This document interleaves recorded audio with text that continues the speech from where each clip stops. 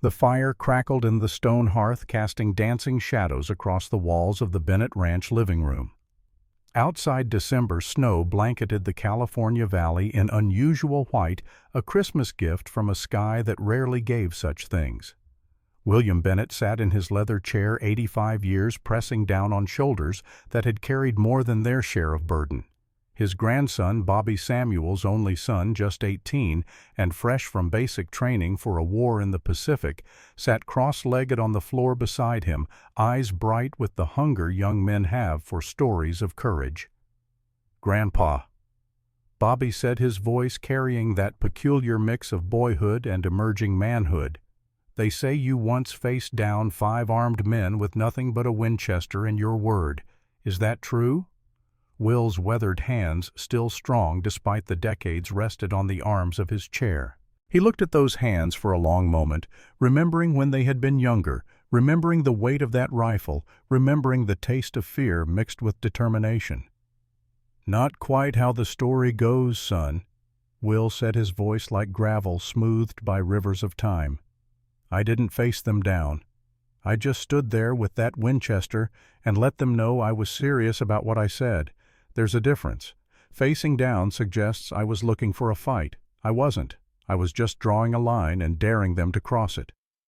Samuel Bennett, 54 years old, and the mirror image of his father in younger days, leaned against the doorframe. He had heard pieces of this story throughout his life, fragments offered during fence repairs or cattle drives, but never the full telling, never from beginning to end. "Tell Bobby about his grandmother, Father," Samuel said quietly.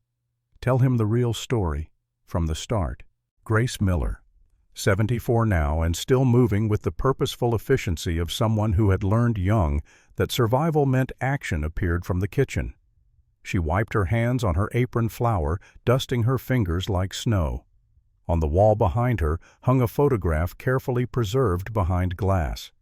A woman of 55 years looked out from that frame, her eyes carrying the weight of hard living, but also something else. Dignity, strength, the unbreakable core of someone who had learned to survive. Will closed his eyes for a moment. The sounds of the present faded. The crackling fire became the wind across open prairie. The comfort of his chair dissolved into the hard wooden seat of a wagon. And suddenly he was there again. 1885, 30 years old, broken, alone, standing in a crowd of people who were about to teach him what happened when civilized men forgot what civilization meant. "You want to know about your grandmother?" Will's voice dropped lower, entering that space where memory and storytelling merge. "Then listen close, because this isn't a story about romance or rescue. This is about the day I learned that some things are worth fighting for, even when you've got nothing left to lose. Especially then." Bobby leaned forward. Samuel moved into the room, settling into the chair beside his father. Grace pulled up a stool, her eyes already glistening with tears she knew would come. They all waited, and William Bennett, 85 years old and still carrying the choices of his youth like precious cargo, began to speak. The year was 1885. California's Central Valley lay parched under a sun that showed no mercy. 3 years of drought had turned what should have been golden wheat fields into expanses of brittle brown. Rivers that once ran strong enough to power mills now trickled like old men's tears, and men who had come west seeking fortune found themselves face to face with a harder truth. Sometimes the land takes more than it gives. Sometimes survival means making choices that strip away whatever honor you thought you possessed. Will Bennett, at 30 years old, was not the man who would one day sit in that chair by the fire. That Will was a ghost inhabiting a body that went through the motions of living without understanding why. 3 years earlier, fever had swept through the valley like a scythe through summer grass. It took the young, the healthy, the beloved. It took without pattern or mercy.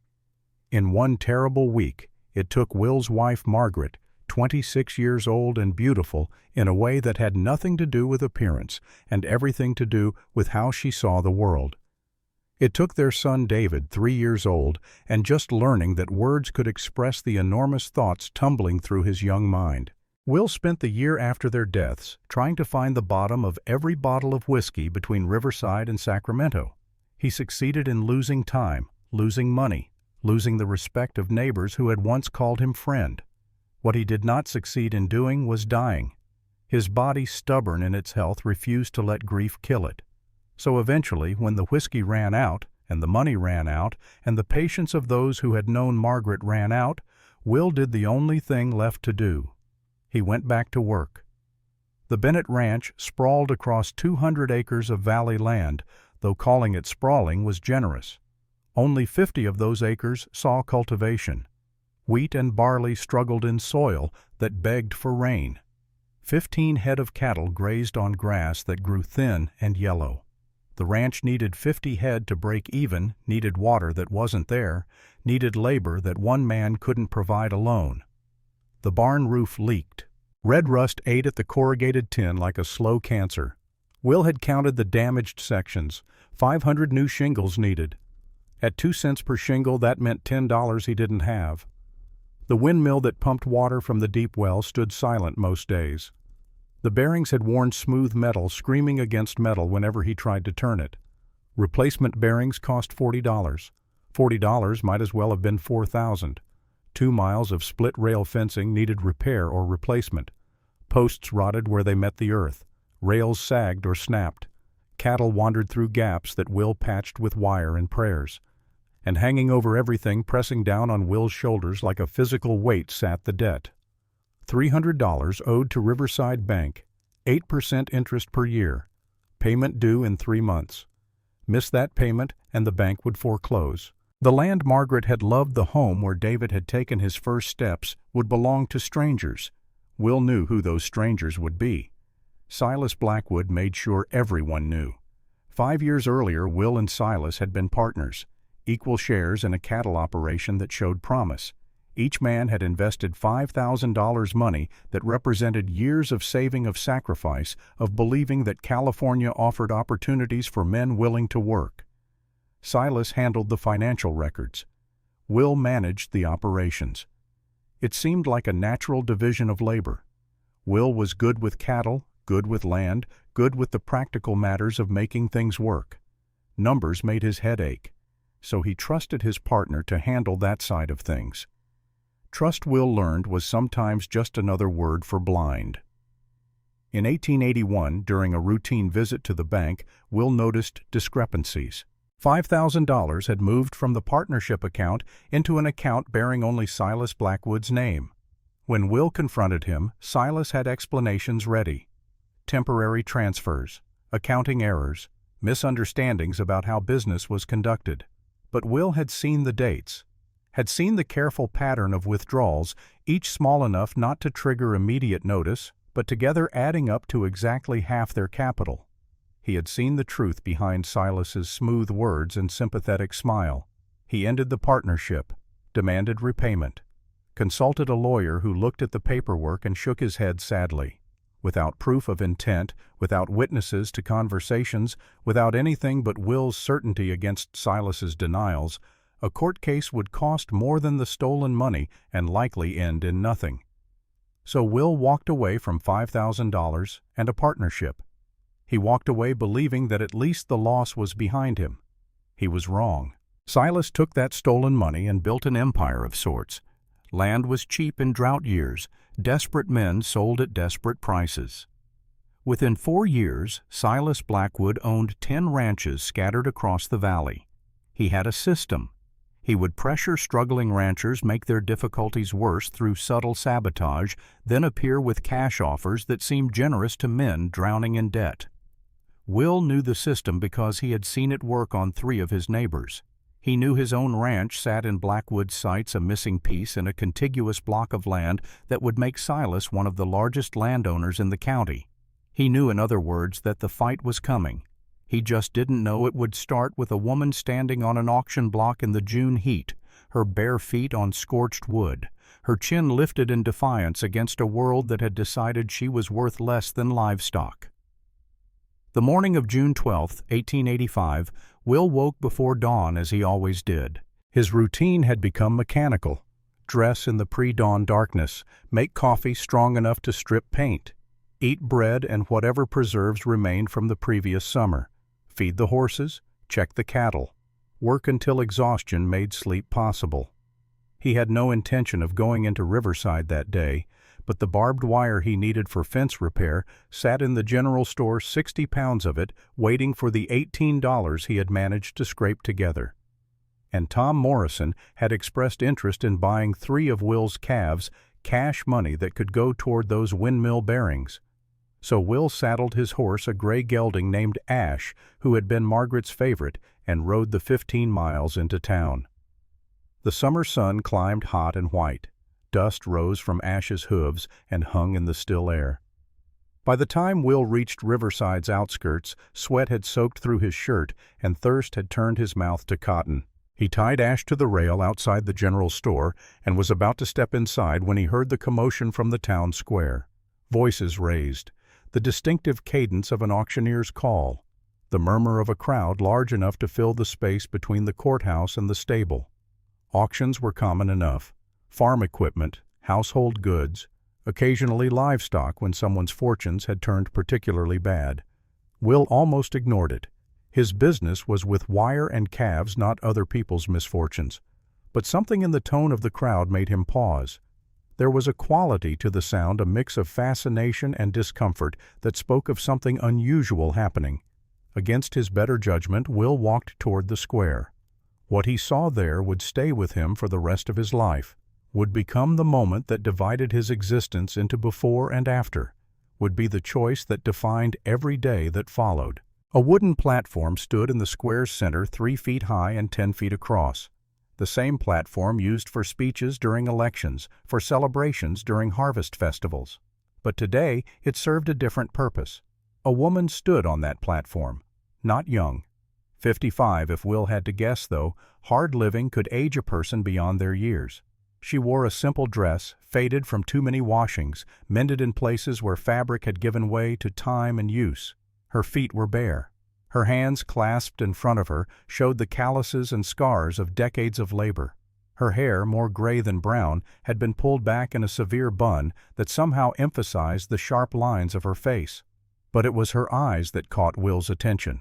Dark eyes that looked out over the crowd with neither fear nor pleading. Eyes that had seen too much to be shocked by this final indignity. Eyes that blazed with a quiet fury that spoke of banked fires waiting for fuel. Beside her on the platform stood a younger man, maybe 28, who would not meet those eyes. Thomas Whitmore, Will learned later.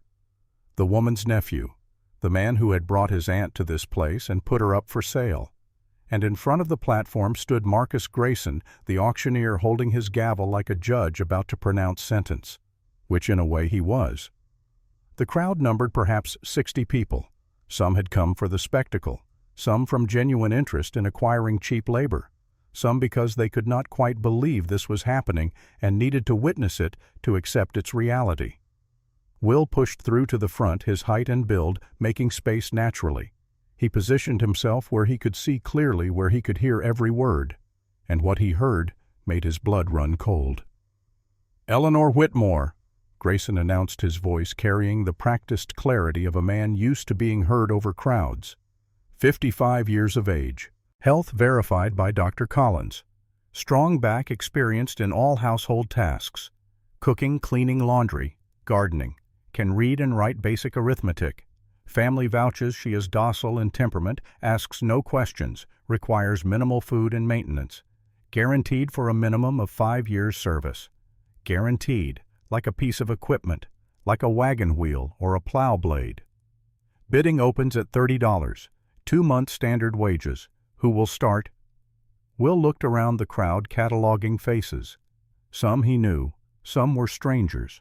Their reactions told him everything he needed to know about who they were beneath whatever masks of civilization they wore. Adelaide Foster, 58 years old and wife to the bank president, stood near the front. Her face showed open disgust. "Who would waste food on something that old?" she said loudly enough for those around her to hear. "She'll drop dead within a year. Poor investment." Marcus Reed, who owned the dry goods store and considered himself a shrewd businessman, shook his head. Can't see getting enough work to justify even $30, past her prime by decades. But others looked at Eleanor Whitmore with different eyes, calculating eyes that saw cheap labor and didn't particularly care about the humanity of the commodity being sold. 25, there called out John Henderson, who ran a boarding house and constantly complained about the cost of hired help. 28, countered Sarah Pine, owner of a laundry service. Will felt something building in his chest, not the hot rage of sudden anger, but something colder, something that had been frozen for 3 years and was now beginning to thaw. He remembered Margaret's voice, remembered her sitting at their kitchen table reading from a book of poetry she loved. The measure of a civilization, she had read, is how it treats those who have nothing to give in return. This was civilization's measure then, this crowd of respectable people buying and selling human beings under legal pretenses, calling it indentured servitude instead of slavery, as if the words made it different, as if Eleanor Whitmore's lack of melanin somehow made her bondage more palatable. 32 bid a rancher Will didn't recognize. 35, countered another voice. Will's hands clenched into fists. He had come to town for wire and calf sales. He had $300 in debt and 5 months to save a failing ranch. He had no business involving himself in this. No business taking on another mouth to feed, another responsibility, another possible loss. But he also had 3 years of being dead inside. 3 years of existing without purpose beyond mere survival. 3 years of Margaret's absence creating a void that nothing could fill. And standing before him was a woman who deserved better than this. Who deserved at minimum the dignity of being treated like a human being rather than livestock. Will stepped forward. The crowd noise seemed to dim, though that might have been his imagination. Or perhaps people sensed something coming, some disruption to their entertainment. "Grayson!"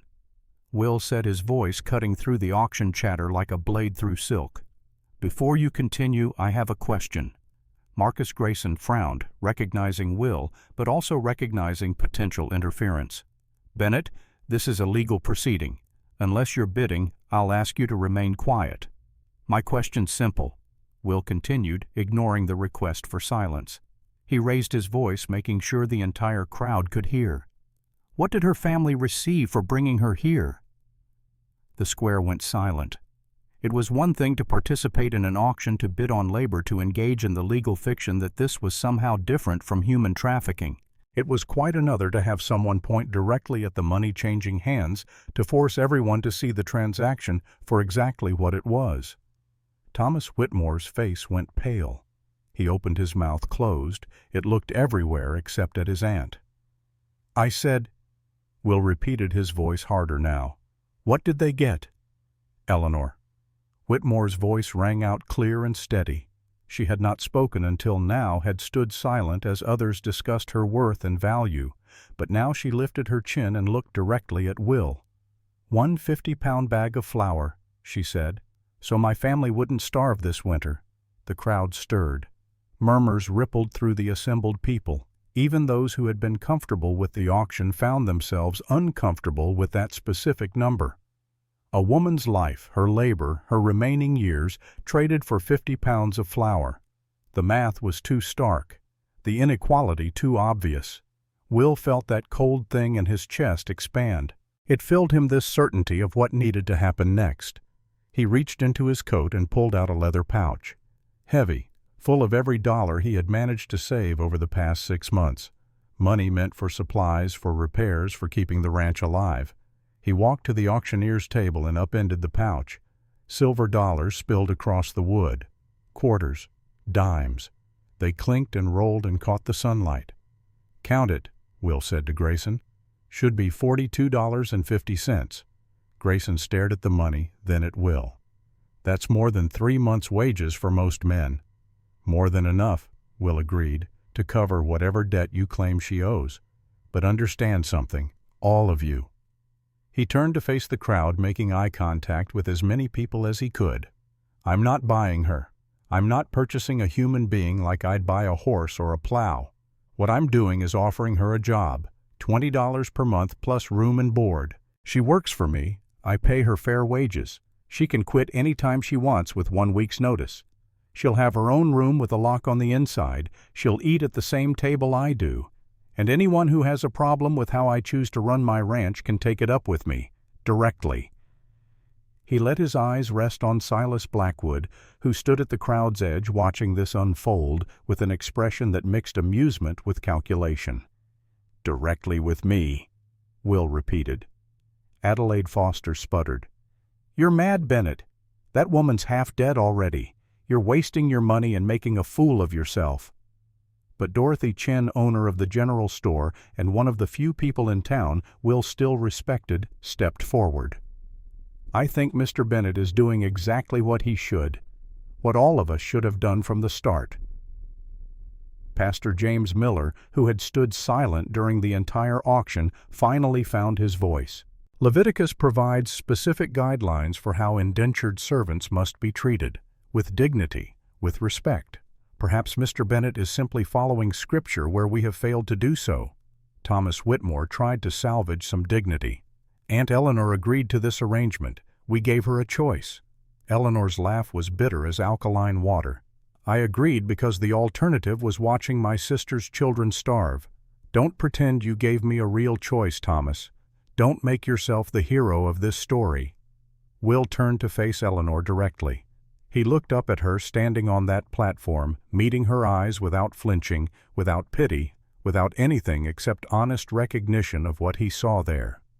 "I'm William Bennett," he said. "I have a ranch 15 miles south of here, 200 acres. I need help with the land, the house, the livestock. I'll pay you $20 a month real wages deposited in an account with your name on it. You can leave any time with 1 week's notice. You'll have your own room, your own key.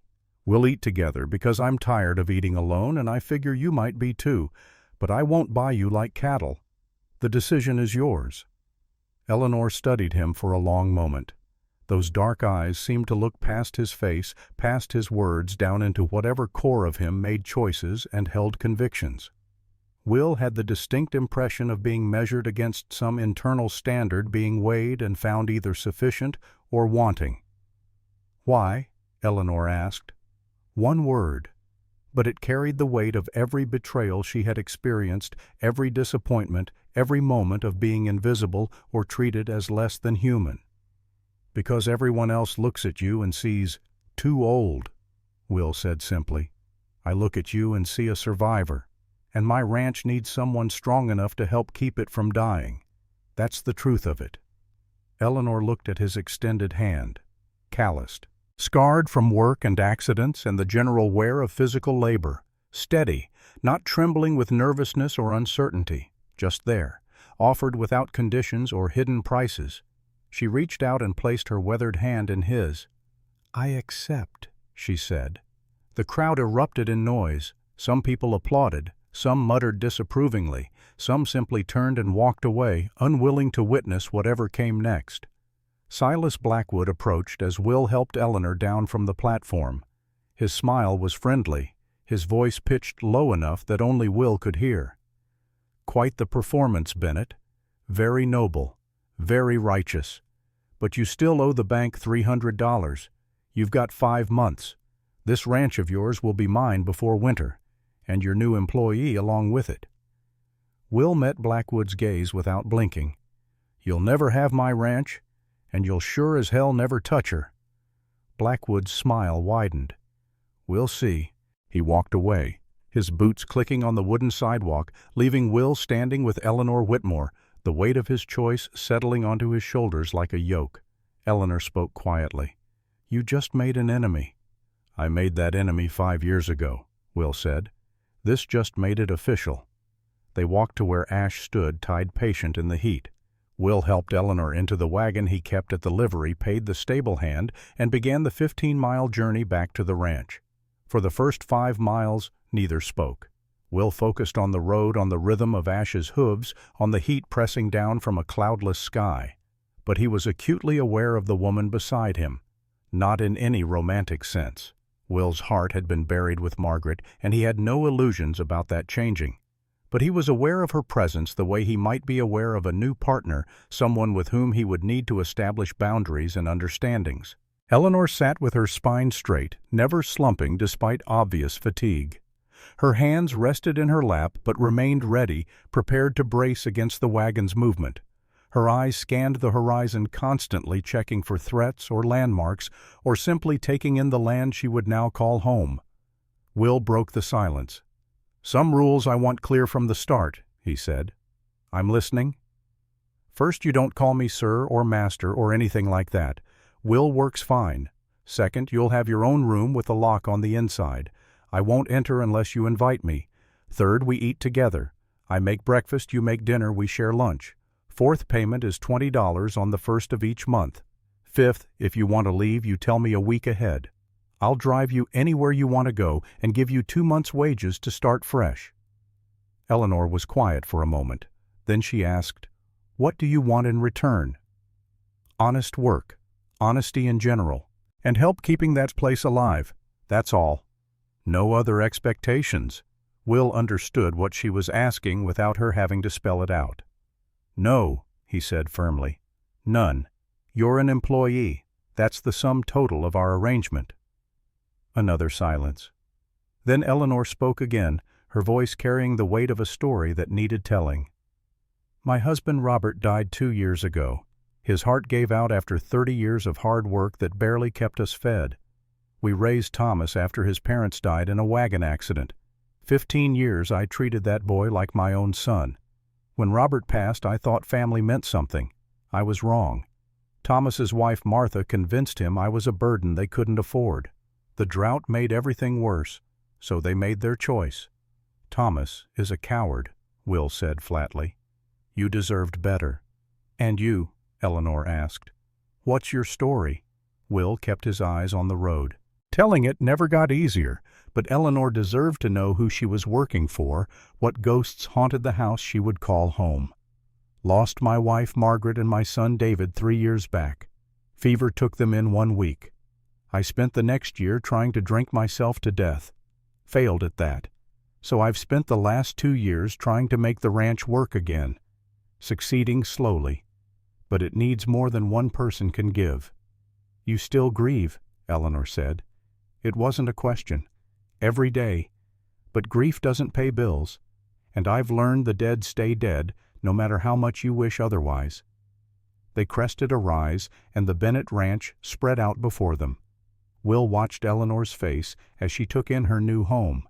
He tried to see it through her eyes. The house 2 stories solid but in need of paint. The barn with its rusted roof. The windmill standing silent against the sky. The fences needing repair. The fields struggling in drought-stricken soil. 200 acres total, Will said, falling into the practical recitation that felt safer than emotions. 50 under cultivation wheat and barley. 15 cattle when we should have 50. Windmill needs new bearings, $40 I don't have. Barn roof needs 500 shingles, $10 I don't have. 2 miles of fence need rebuilding, and I owe the bank $300 due in 5 months. Miss that payment and they foreclose." "And Blackwood buys the note," Eleanor said. Will glanced at her surprised. "You know him?" "I know the type. Men who see other people's struggles as opportunities, vultures waiting for death." They pulled up to the house. Will helped Eleanor down from the wagon, led her inside. The interior was clean but sparse. Will had packed away Margaret's things 2 years ago, unable to bear seeing them daily, but unable to discard them. What remained was functional: a kitchen with a wood stove, a parlor with 2 chairs, upstairs 2 bedrooms. One had been his and Margaret's, the other had been David's. "That room is yours," Will said, gesturing to David's old room. "I cleaned it out last year. There's a bed, a dresser, a window that faces east. Locks on the inside of the door." Eleanor looked at the room, then back at Will. "You're giving me your son's room." "I'm giving you a room that's not being used. That's all." But they both knew it was more than that. It was trust. It was an offering. It was Will's way of saying that the past, however painful, couldn't be allowed to stop the present from happening. The first week established patterns that would define their partnership. Eleanor woke at 4:30 every morning, a lifetime of habit impossible to break. The first morning, Will came downstairs to find coffee already made, biscuits in the oven, and Eleanor sweeping the kitchen floor. "You don't have to wake this early," he said. "Old habits," Eleanor replied. "And I want to." They fell into a rhythm. Work defined their days: fence repair, checking cattle, maintaining equipment that constantly threatened to fail. Eleanor proved stronger than Will had anticipated.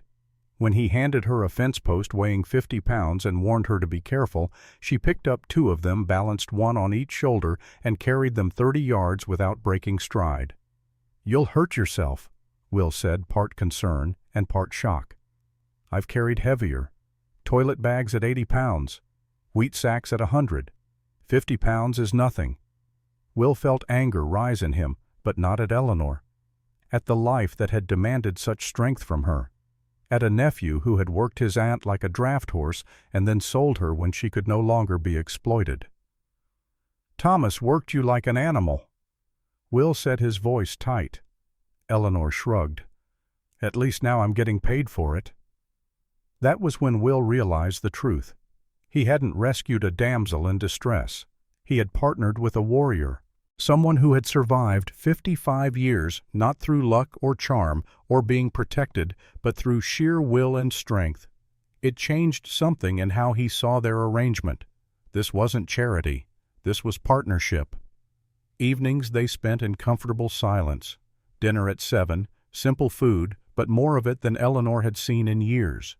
Afterward, Will would work on ranch accounts while Eleanor mended clothes or prepared food for the next day. Around 9, they would step out onto the porch, sit in chairs that faced the darkening valley, and watch stars emerge like memories from the void. They didn't talk much during those hours. They didn't need to. Both of them had learned that silence could be its own form of connection. 2 people who had lost too much sitting together in the dark, finding comfort not in words, but in presence. On the 7th day, Dorothy Chen visited. She brought a basket of food and a carefully neutral expression that didn't quite hide her concern. "Mrs. Whitmore," she said when she managed to get Eleanor alone, "are you safe here? You can tell me honestly." Eleanor smiled, the first genuine smile Dorothy had seen on her face in years. "Safer than I've been in decades. William Bennett is the most decent man I've met in longer than I can remember." "The town's talking," Dorothy warned. "Adelaide Foster is spreading rumors about the 2 of you, about impropriety." "Let her talk," Eleanor said. "For the first time in 55 years, I'm being treated like a human being. I don't much care what Adelaide Foster thinks about it." But not everyone in town thought poorly of the arrangement. Pastor Miller came by at the end of that first week, his face showing the shame of someone who had failed to act and now sought to make amends. "Mr. Bennett," he said, "I wanted to apologize for my silence during the auction, for not speaking up when I should have. You did what I should have done." Will accepted the apology with a nod. He understood that courage came easier to some than others, and that sometimes good people made bad choices out of fear or uncertainty. What Will didn't see were the 2 riders watching from a distant hill. They sat on horses trained for silence, scanning the ranch through the afternoon heat haze. They watched Will and Eleanor work side by side on the southern fence line, watched the easy cooperation between them, watched and reported back to the man who paid them to watch. Silas Blackwood received their report in his office, a room decorated with maps showing property he owned and property he intended to own. Bennett Ranch sat in the middle of those maps, surrounded by Blackwood's acquisitions, like an island in an expanding sea. "They're working together," Blackwood asked, "like partner's boss. She's not afraid of him. He treats her like an equal." Blackwood drummed his fingers on the desk. "Interesting. Bennett always did have inconvenient principles. Very well. Let's begin to test how far those principles extend, how much he's willing to lose for them." 2 weeks after the auction, Will and Eleanor rode into town for supplies. They needed barbed wire for the southern fence feed for the horses, flour and salt, and coffee for the house. It was a routine trip, the kind they would make weekly. Neither expected it to become anything else. But Silas Blackwood had a talent for appearing where he would cause the most disruption. He stood outside the general store impeccably dressed, despite the heat, his smile friendly and his eyes cold. When Will and Eleanor approached, he stepped forward as if greeting old friends. "Bennett," he said warmly, "and Mrs. Whitmore, I've heard so much about you." Eleanor's voice could have frozen water. "I doubt very much it was anything good." Blackwood laughed. "Direct. I like that. Bennett, I wanted to extend my offer again. $500 for your ranch. Cash money, immediate transfer." "No," Will said. "Be practical. You owe $300 in less than 5 months. You just spent $42 on labor. The math doesn't work in your favor." "My math is fine." Blackwood's expression shifted, showing just a glimpse of something uglier beneath the civilized veneer. "Remember 5 years ago, Bennett? You were self-righteous then, too. Accused me of theft without proof. Cost us both a profitable partnership. You stole $5,000. Will said, his voice flat and hard. "I had the bank records showing the transfers. Records you interpreted incorrectly, but that's in the past. I'm offering help now. That's all. Your kind of help I don't need." Blackwood's smile returned, but it carried an edge now. "Ranching is unpredictable work. Fires happen, livestock gets sick, accidents occur, especially when a man gets distracted by new obligations. I'd hate to see something unfortunate happen." Eleanor stepped between them, her voice cutting. "Mr. Blackwood, California law is quite clear about arson and terroristic threats. You just made one in front of 6 witnesses. I suggest you be more careful with your words." Blackwood looked at her with new respect mixed with irritation. "Smart. Old, but smart." Will moved forward, his hand resting on the knife at his belt. Not threatening, just present. 7 seconds to leave. 1. Blackwood held up his hands in mock surrender and walked away, his laughter trailing behind him like smoke. Dorothy, who had witnessed the exchange from the store entrance, approached. "You need to be careful. Blackwood's dangerous when he doesn't get his way." "I know," Will said. "We need a plan," Eleanor added quietly. On the ride home they discussed strategy. Will explained what he knew about Blackwood's methods. Sabotage, subtle destruction, making problems appear natural until a rancher gave up and sold. Eleanor listened, asking questions, thinking through possibilities. "We need to document everything," she said. "Every incident. Build a case for when we go to the law." "And we need allies," Will agreed. "People willing to testify if it comes to that." They crested the final rise before home. Below them, the Bennett ranch should have looked peaceful in the late afternoon light. Instead, something was wrong. Will saw it immediately. The main gate stood open when it should be closed. He counted cattle. 12 visible when there should be 15. They rode faster, reached the gate and found it hadn't blown open. Someone had unlatched it deliberately. Boot prints in the dust prints that didn't match Will's boots or Eleanor's shoes. And carved into the barn door with a knife crude letter 6 inches high was a message, 3 months. Eleanor stood looking at those words, her face composed, but her eyes blazing. "It begins." Will stared at the carved threat, feeling that cold certainty solidify into something harder. This wasn't just about saving the ranch anymore. This was about protecting Eleanor, about proving that some lines once drawn were worth defending, no matter the cost. He thought about Margaret, about how he had failed to protect her from a fever that took no prisoners. He thought about David, about helplessness in the face of death. He thought about 3 years of being dead inside, of going through motions without purpose. And he thought about the woman standing beside him now, a survivor who deserved better than to be caught in someone else's war, but who would be caught anyway because Blackwood saw people as tools or obstacles, nothing more. "We need to find those 3 cattle," Will said, forcing practicality into his voice. "They couldn't have gone far." "And we need to report this to the sheriff," Eleanor added. "Start that documentation." They worked until dark, finding 2 of the missing cattle grazing in a ravine half a mile from the house. The 3rd remained missing. Will knew they wouldn't find it. Blackwood's men would have driven it far enough that recovery became impossible, making the theft look like simple wandering rather than deliberate theft. That night, sitting on the porch after a dinner, neither had much appetite, for Eleanor broke the silence. "You could still sell," she said quietly. "Take Blackwood's offer. Start somewhere else." Will shook his head. "This land was Margaret's dream. Mine too, once. I won't let a man like Blackwood take it through threats and sabotage." "Then we fight." "We fight," Will agreed. Above them stars wheeled in their eternal patterns, indifferent to human struggles, indifferent to choices made by desperate people in desperate times. The night wind carried the scent of dust and dying grass, the smell of a land waiting for rain that might never come. But inside the house a lamp burned in each bedroom window. Two people who had been alone too long now found themselves not alone. Found themselves against all odds and logic beginning to build something that looked almost like hope. Tomorrow would bring new challenges. Blackwood would escalate. The bank would demand payment. The ranch would continue its slow struggle toward survival or failure. But tonight, two survivors sat together in the darkness, neither speaking, both understanding that sometimes the simple act of refusing to be alone was itself a form of courage. Sometimes just sitting together while the stars turned overhead was enough. Spring came reluctantly to the California Valley in 1885, as if the land itself had forgotten how to wake from winter's grip.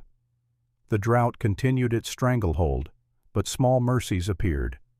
Morning dew collected in sufficient quantity to give the barley hope. 3 calves were born healthy.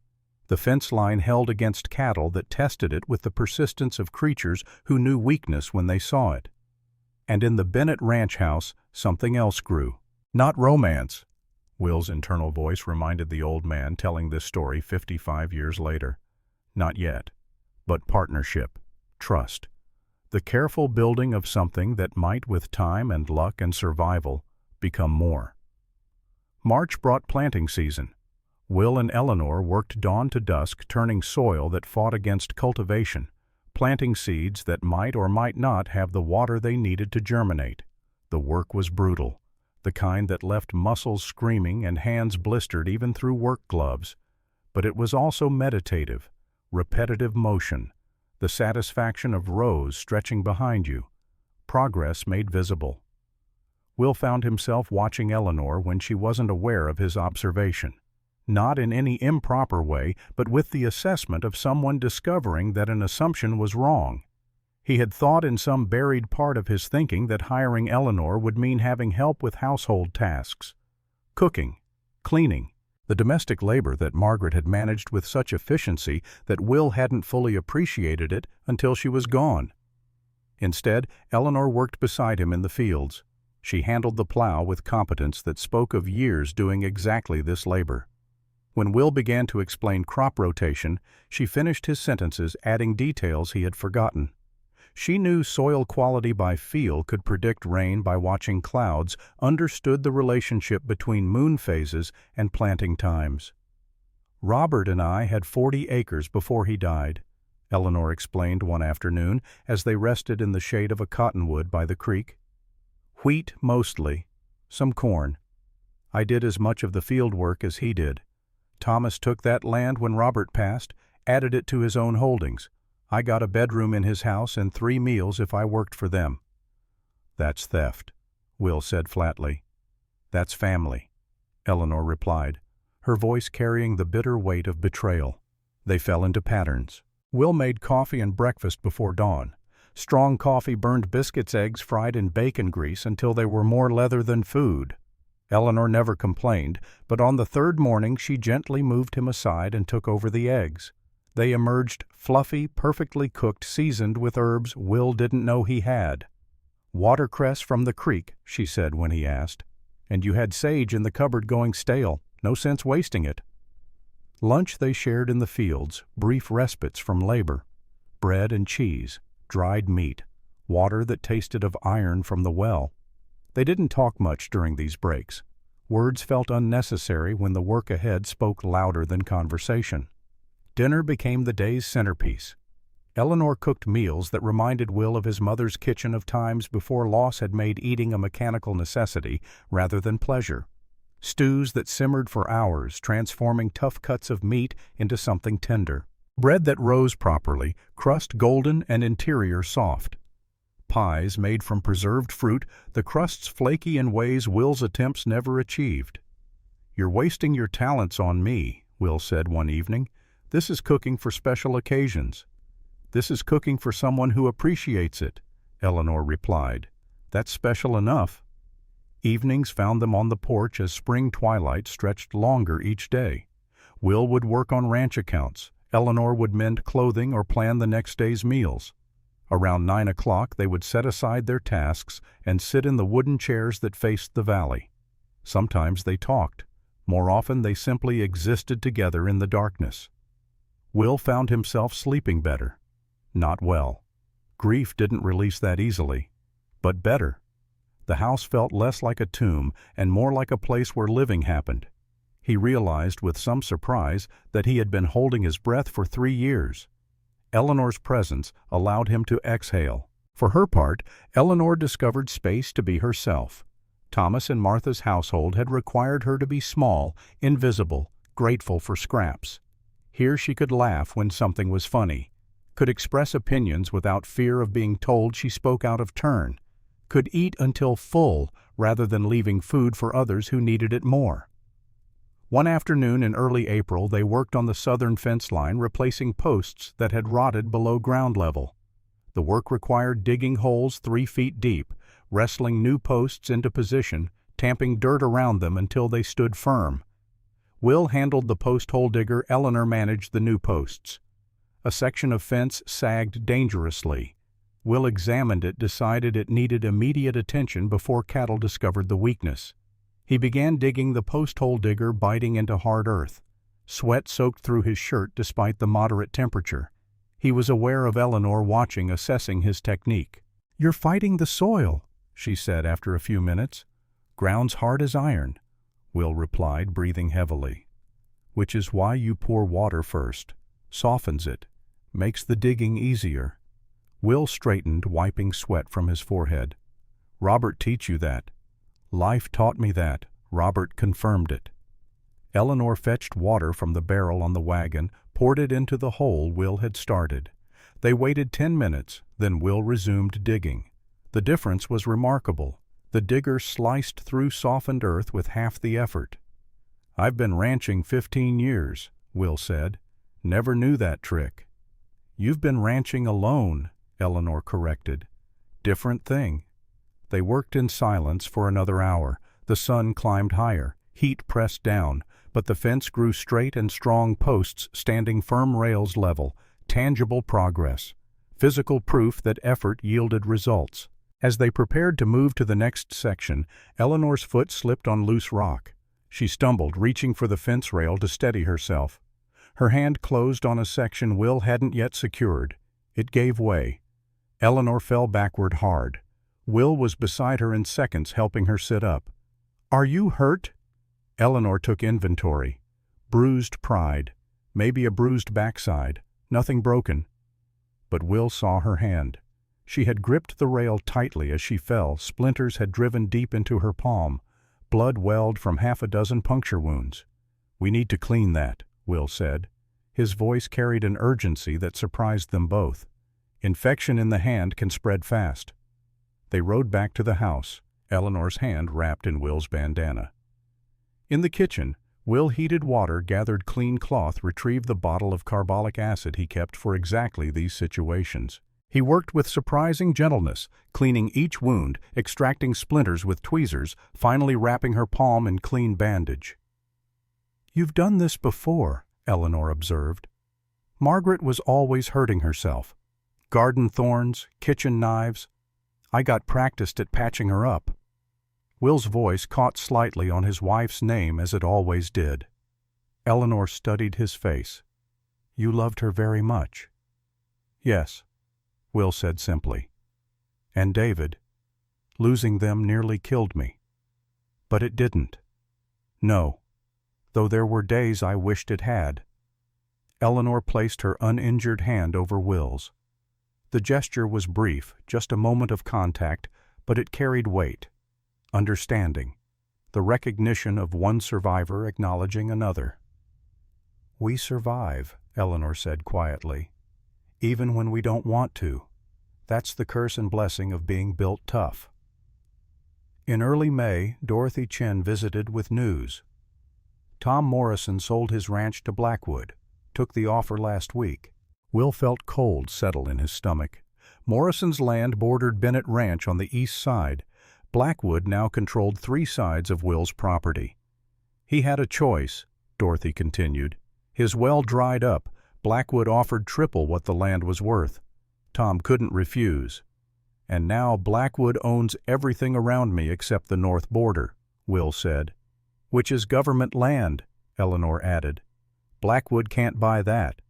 "But he can buy everything else," Will said grimly. "He's building a box." That night a new strategy emerged. If Blackwood controlled access to town from 3 directions, Will would need to establish supply lines through the north. Harder terrain, but possible. They discussed options long into the night. For every move Blackwood might make, they planned countermoves. "He's patient," Will warned.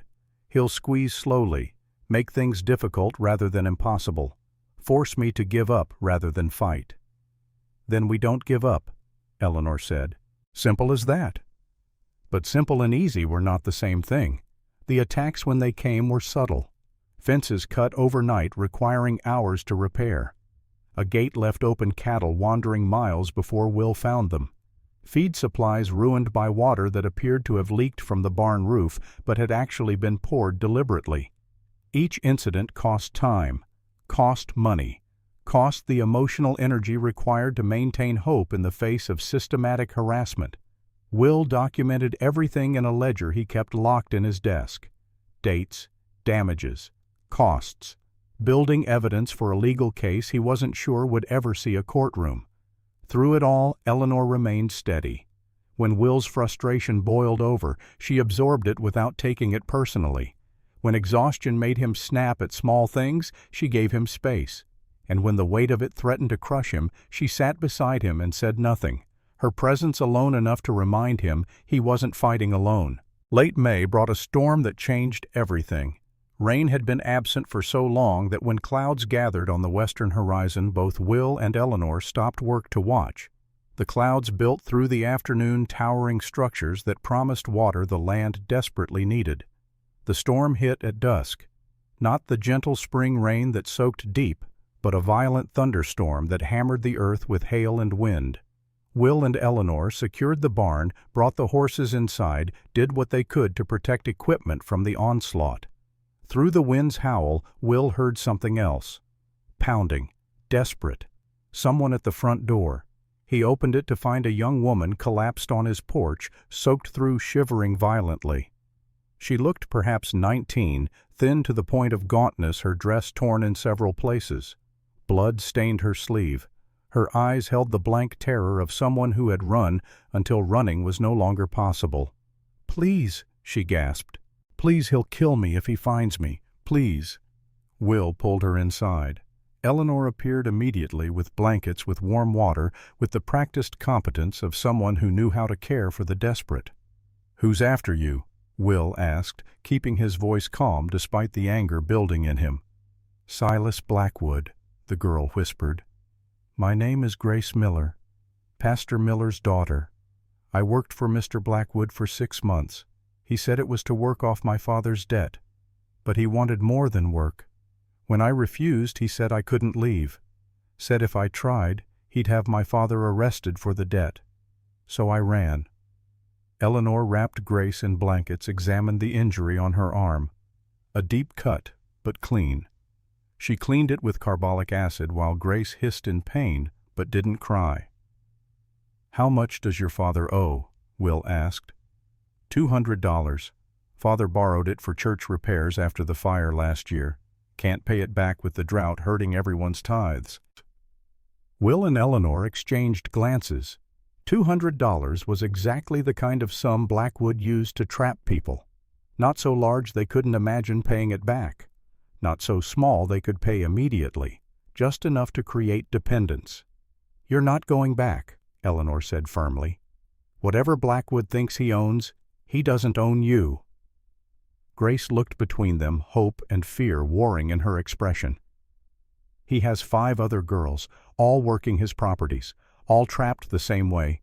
Their families owe him money. He uses the debt to keep them. That's trafficking. Will said the word coming out hard and cold. Doesn't matter how he dresses it up legally, he's trafficking in human beings. Who would believe us? Grace asked. He owns the deputy, the sheriff's in Sacramento most of the time, and everyone's too afraid to speak against him. Will stood pacing the small kitchen. His mind worked through the problem like he would work through a mechanical issue. What were the pieces? What leverage existed? How could you move against someone who seemed to control all the mechanisms of power? We go to Sacramento, he said finally. Talk to the sheriff directly. Bring a newspaper reporter. Make it public enough that Blackwood can't bury it. That's 3 days' ride, Eleanor said. Round trip. Blackwood's men will know Grace is here within hours. They'll come for her. Then we prepare for that, Will replied. Grace, you're under my protection now. Eleanor's too. Anyone comes for you, they go through us. Grace began to cry tears of relief and exhaustion. Why would you help me? You don't even know me. Eleanor pulled the girl close, maternal instincts awakening after decades of dormancy. Because someone helped me when I needed it, and because every woman deserves better than what men like Blackwood offer. They set Grace up in the small storage room off the kitchen made comfortable with blankets and pillows, fed her stew and bread until color returned to her face. And while Grace slept the sleep of the truly exhausted, Will and Eleanor planned. He'll come for her, Eleanor said. Probably tomorrow. I know. You're prepared to shoot men over this. Will met her eyes steadily. I'm prepared to defend what's mine, and anyone under my roof is under my protection. So yes, if it comes to that. Eleanor nodded slowly. Then we should be ready. Will taught both women to shoot that night after the storm had passed, and stars emerged in a scrubbed clean sky. He had 2 rifles, a Winchester repeater and an older Springfield. He showed them how to load, how to aim, how to manage recoil. Grace had never held a gun. Her hands shook, but Eleanor unsurprisingly had experience. Robert taught me, she said when Will complimented her grouping. Said a ranch woman needed to know how to defend herself when men were in the fields. They practiced until both women could hit a target at 30 yards with reasonable consistency, not expert marksmanship, but enough to make anyone attacking think twice. Remember, Will said as they finished, you don't draw a weapon unless you're willing to use it, and you don't use it unless there's no other choice. But if that choice comes, don't hesitate. Hesitation gets you killed. The riders came at dawn as Will had predicted, 5 men on horseback, dust rising behind them like smoke. Will watched them approach from the porch, his Winchester held casually but ready. Eleanor stood to his right with the Springfield. Grace, despite her fear, stood to his left with a loaded revolver Will had given her. The lead rider dismounted. Will recognized Jack Brennan, one of Blackwood's foremen, a hard man with a reputation for violence barely constrained by the veneer of civilization. Bennett, Brennan called. We're here for the girl, Mr. Blackwood's property. No need for trouble. Will's voice carried across the yard clear and hard. Grace Miller isn't property. She's a free woman who sought refuge. She's under my protection now. She's an indentured servant who ran from legal obligation, Brennan countered. We have papers, legal documents. Papers saying what? That Blackwood owns her because her father owes him money. Those aren't legal. They're slavery dressed up in nice words. Brennan's hand moved toward his holster. Will raised the Winchester fractionally. Eleanor and Grace followed suit. Before you do something stupid, Eleanor's voice rang out, consider this. California law is clear about threatening violence to collect debts. You came here with 5 armed men to take a woman against her will. That's assault, possibly kidnapping. We have witnesses. Touch anyone on this property and you'll hang for it. Brennan paused. His eyes flicked between the 3 people on the porch, calculating odds. 5 men against 3. But those 3 were positioned defensively, had cover, had clear fields of fire. And Brennan, whatever his flaws, wasn't stupid enough to start a gunfight. He might not win. Blackwood won't let this stand, Brennan said. Blackwood can take it up with me directly, Will replied. Not through hired thugs. This isn't over. Never thought it was. The riders left, taking their implicit threat with them. But all three people on the porch knew it was temporary reprieve, not permanent solution. We need to go to Sacramento today, Will said. Now, while they're regrouping. All three of us? Eleanor asked. No, you and Grace stay here. Hold the ranch. I ride alone. I'll be faster that way. Faster getting killed, Eleanor shot back. We go together or not at all. They stared at each other, wills clashing. Finally, Will nodded. Together then. We leave in 1 hour. Pack light. The ride to Sacramento took 12 hours at hard pace. They switched horses at a way station, halfway paid double to borrow fresh mounts. Reached the state capitol as dusk painted the sky in shades of amber and gold. Sheriff Tom Anderson was a man in his 50s, weathered by years of dealing with human nature at its worst. He listened to their story without interruption, his face growing grimmer with each detail. When they finished, he sat back in his chair and exhaled slowly. I've heard rumors about Blackwood, he said. Nothing concrete, nothing actionable. What you're describing is serious, but I need evidence.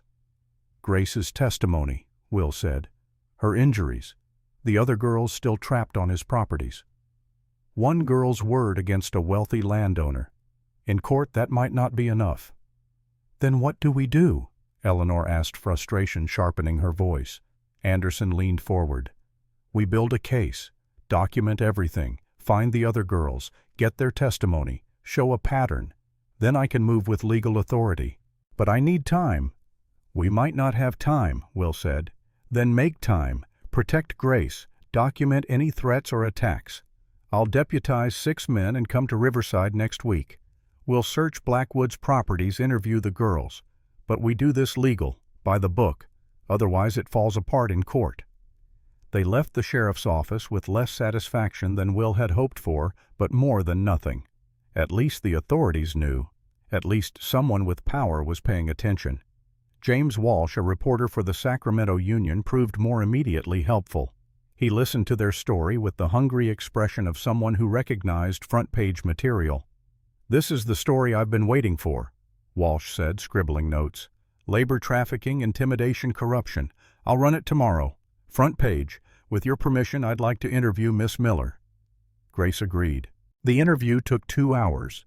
Walsh carefully documenting dates, names, details that would build the narrative. When he finished, he shook their hands. Thank you, he said simply, for having the courage to speak up. You'd be surprised how rare that is. They stayed in Sacramento that night, finding a modest hotel that didn't ask questions about 3 people traveling together. Will paid for 2 rooms. He and Eleanor shared one, Grace took the other. Nothing improper occurred. They were too exhausted for anything except sleep. But in the darkness before dawn, Will lay awake, acutely aware of Eleanor sleeping in the other bed, aware of how much had changed in 6 weeks, how this woman who had been a stranger, who he had defended more from principle than personal feeling, had become someone he couldn't imagine losing. He thought about Margaret, about the guilt that came with moving forward, about whether it was betrayal to feel something for someone else. Eleanor's voice came soft through the darkness. You're thinking too loud. Sorry, didn't mean to wake you. You didn't. I'm thinking too. Pause. About what happens when we get back. Blackwood will escalate. I know. Are you ready for that? Will considered the question honestly. No, but I don't see an alternative. Eleanor sat up, her form just visible in the pre-dawn darkness. There's always an alternative. You could sell. Take the money. Start somewhere else. Somewhere Blackwood's reach doesn't extend. That land was Margaret's dream. Mine too once. I won't surrender it to a man like him. Then we fight. Together. Together, Will agreed. They arrived back at the ranch late afternoon the following day to find everything intact. No new attacks, no threats, just the peaceful valley and the ranch standing strong. But the peace was temporary. Will knew it. Eleanor knew it. They prepared as best they could. stockpiled ammunition, kept weapons close, took turns on watch at night. The newspaper article ran 3 days after their Sacramento trip. Walsh had done his job well. The story detailed Blackwood's labor trafficking. Named victims described the system of debt bondage.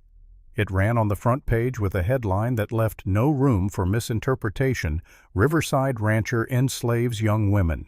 The response was immediate and varied. Some people in Riverside expressed shock. Others defended Blackwood, saying the article exaggerated or misrepresented legitimate business practices. The town divided along lines of power and principle. Pastor Miller came to the ranch, shame written across his face. "I should have protected my daughter. Should have refused the loan or found another way. I'm sorry." "You're not the one who needs to apologize," Will said.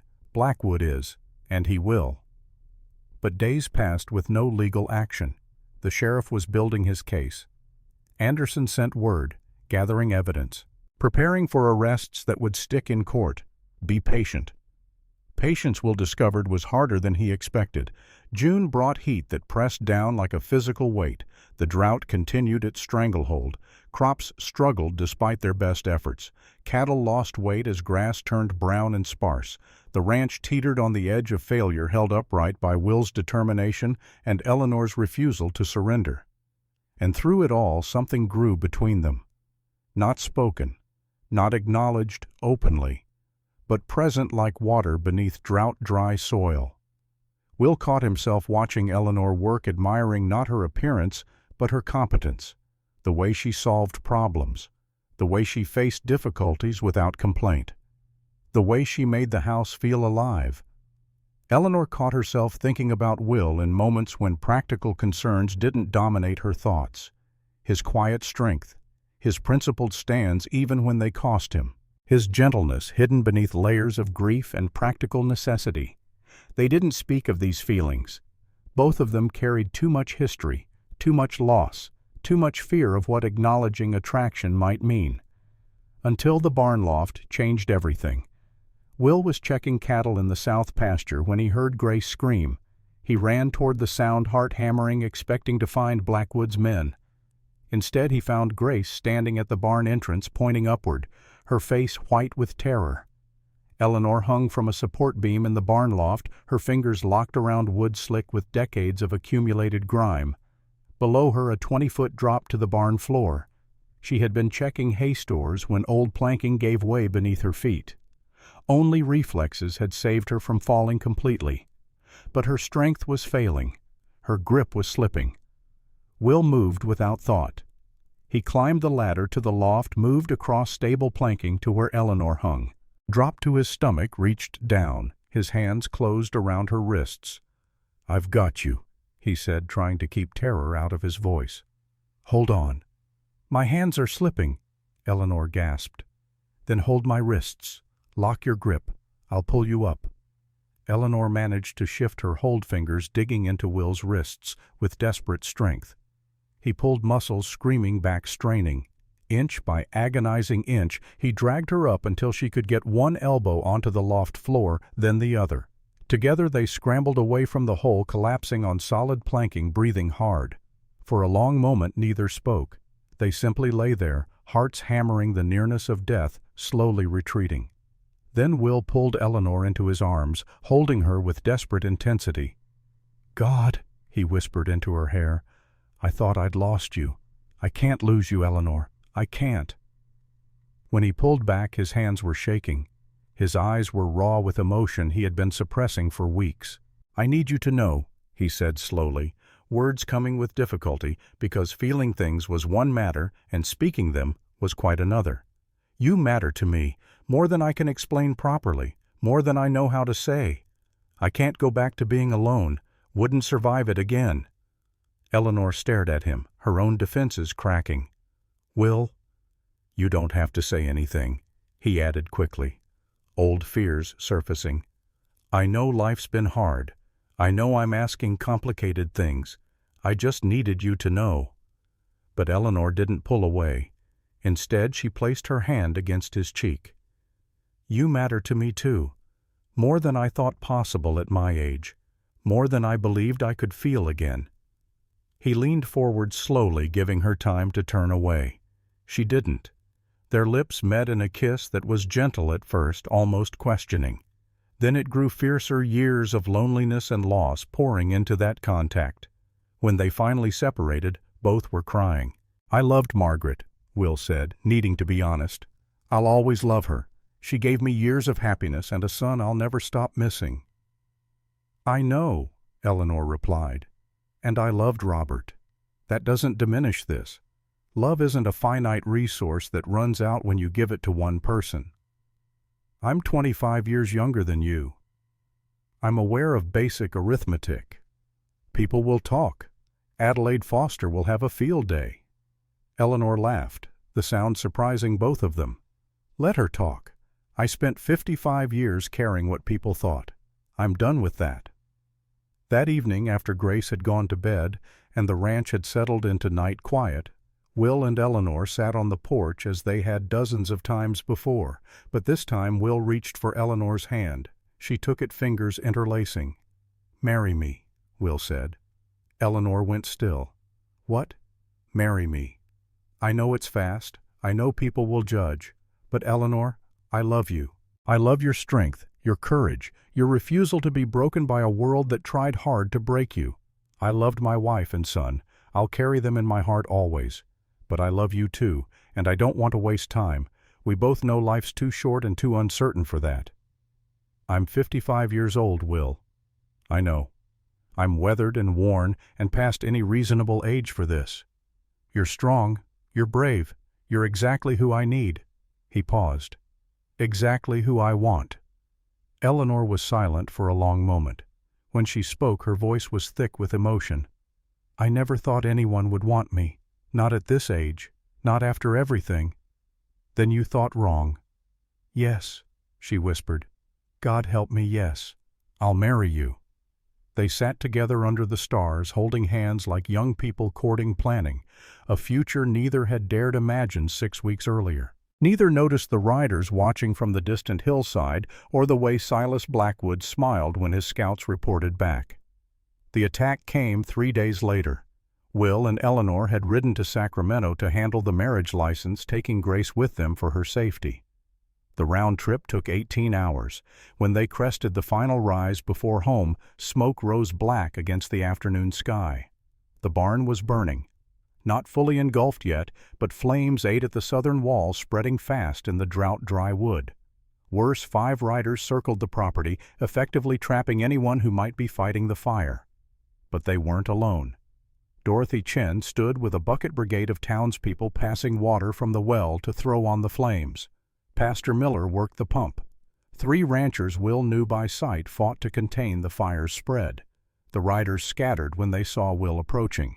No direct confrontation, just enough presence to send a message. By the time Will reached the barn, the townspeople had contained the worst of it.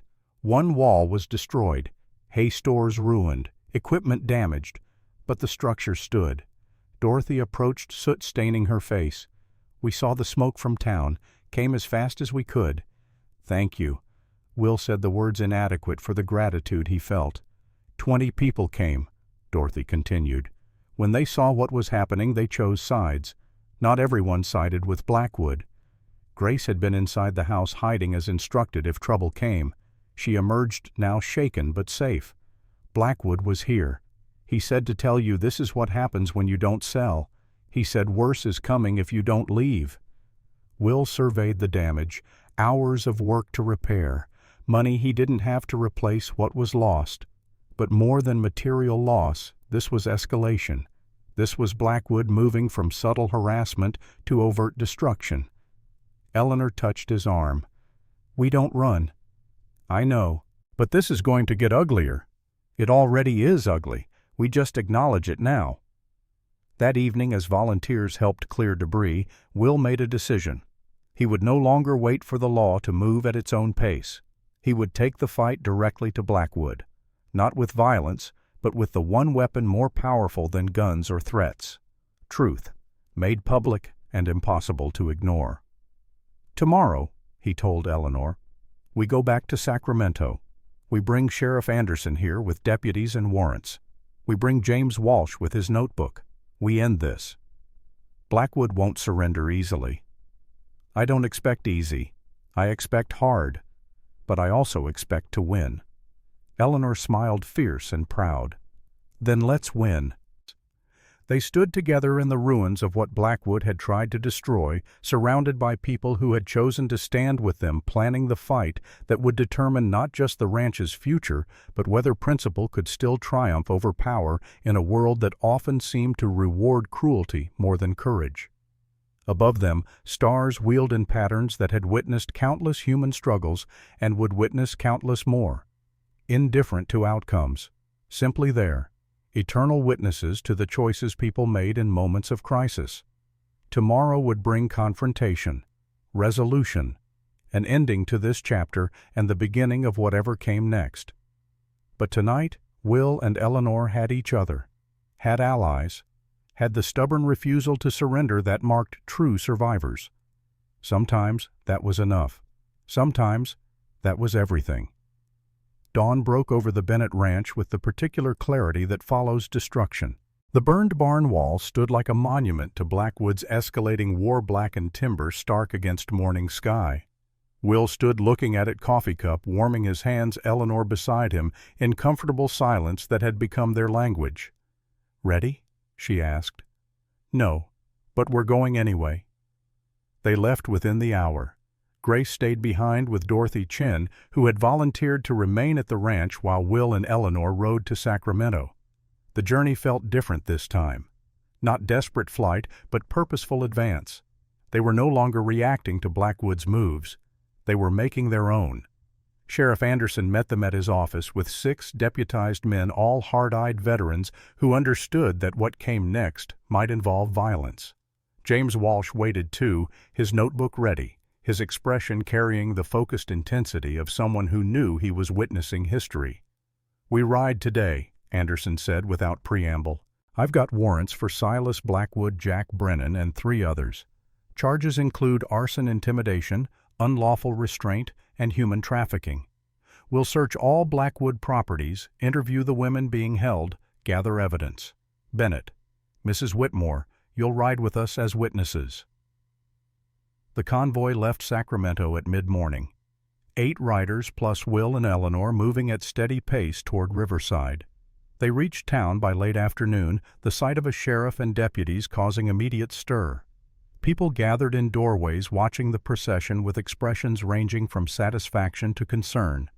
Blackwood's main ranch sprawled across 500 acres north of Riverside, the house a 2-story structure that spoke of wealth acquired quickly. Anderson didn't bother knocking. He kicked the door open, deputies flowing inside with weapons drawn. They found Blackwood in his office surrounded by ledgers and maps. He looked up without apparent concern, his smile easy. "Sheriff Anderson, what a surprise. I assume you have a warrant."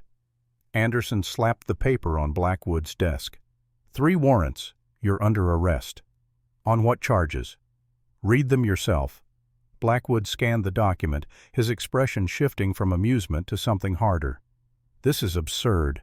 Based on the word of one girl and a bitter former partner, no judge will convict on such flimsy evidence." "We'll see what the evidence shows," Anderson replied.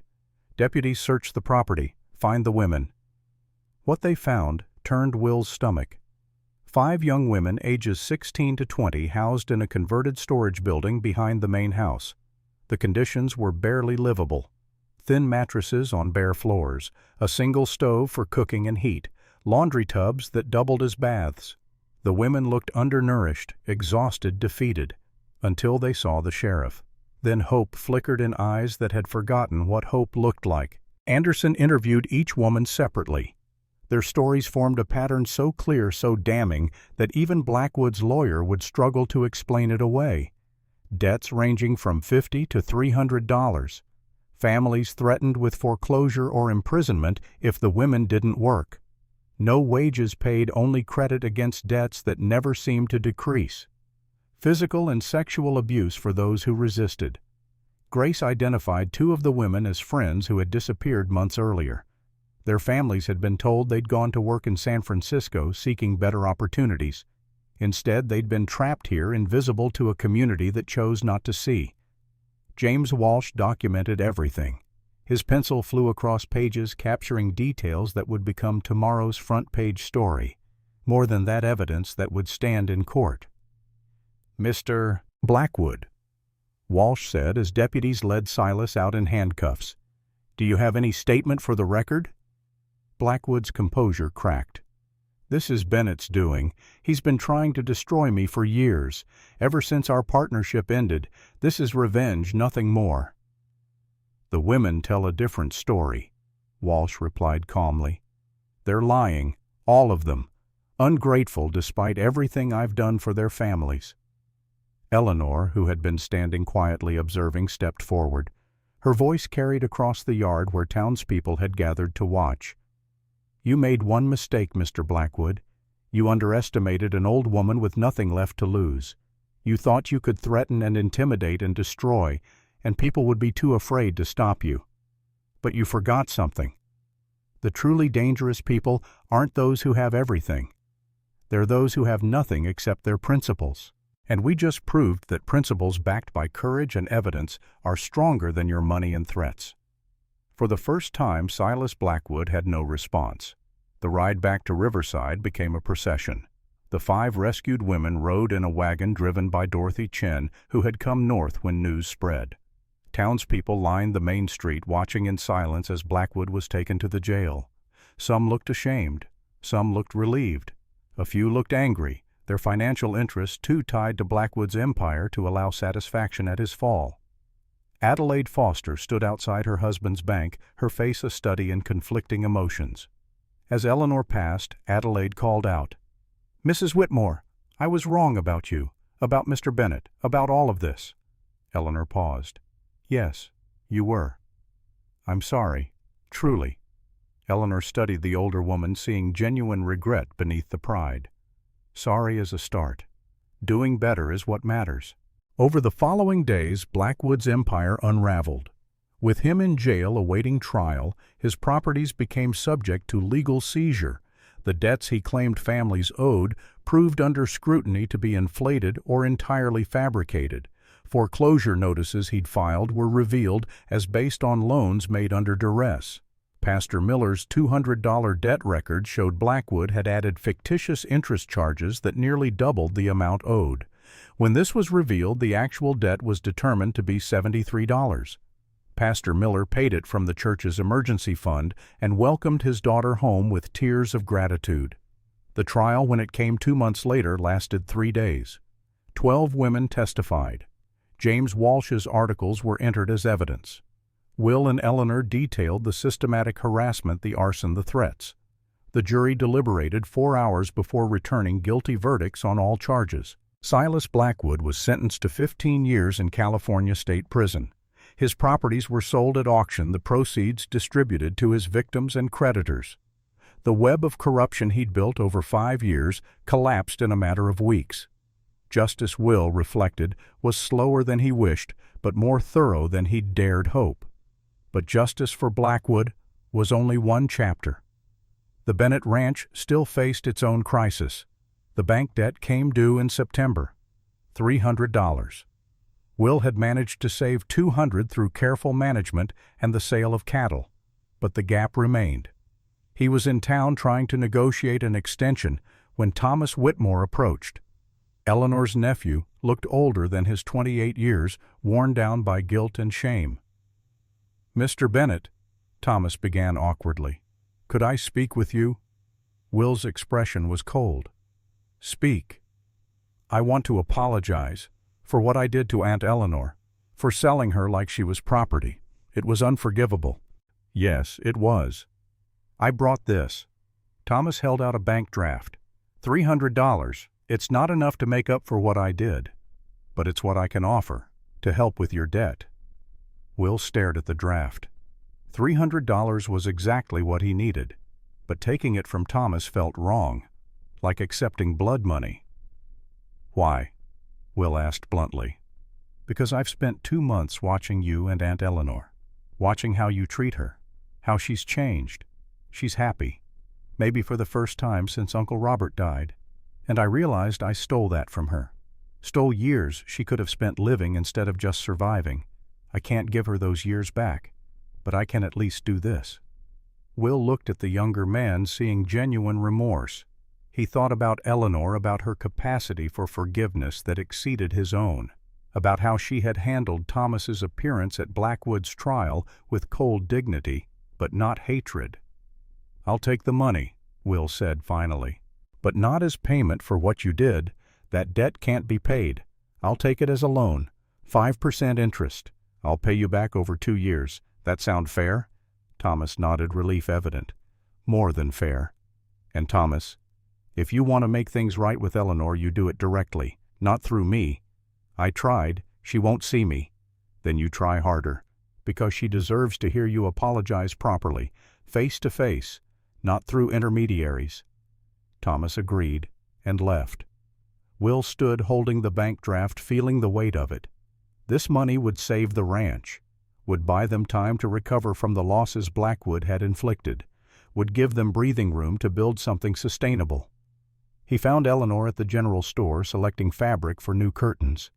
The house she'd declared needed updating, needed to reflect that it was a home again, not just a structure where people existed. "Thomas gave me money for the bank debt," Will said without preamble. Eleanor's hands stilled on the fabric. "Did he?" "Called it payment for what he did to you. I called it a loan. Told him he needs to apologize to you properly." "I don't want his apology." "Maybe not, but he needs to give it, and you need to decide whether you can forgive him." Eleanor was silent for a long moment. Then she sighed. "I'll see him. Once. What I do after that is my choice. That's all I'm asking." The meeting happened a week later at the ranch. Thomas arrived, nervous, hat literally in hands, looking like a man facing judgment. Eleanor received him on the porch, Will present, but silent. "Aunt Eleanor," Thomas began, then stopped, started again. "I don't know how to say this except plainly. I was wrong. What Martha and I did to you was cruel and unforgivable. I told myself we had no choice, that the drought made it necessary, that you'd be better off somewhere else. Those were lies. We had choices. I made the wrong one, and I'm sorrier than I can express." Eleanor studied her nephew with eyes that missed nothing. "Are you sorry for what you did? Or sorry you got caught doing it? Sorry people know what kind of man you are?" Thomas flinched. "Both. I won't lie, I'm ashamed people know.